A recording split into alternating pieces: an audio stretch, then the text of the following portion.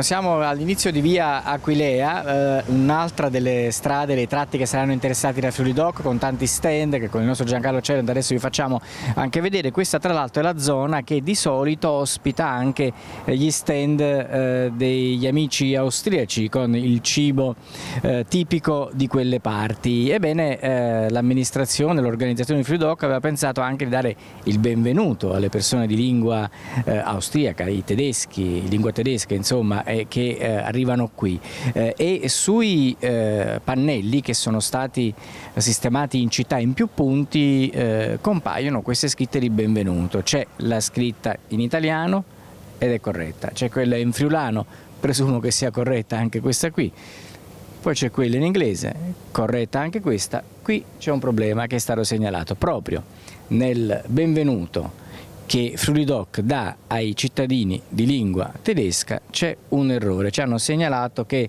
Willkommen, spero si pronunci così, è stato scritto con una sola L mentre le L sarebbero due.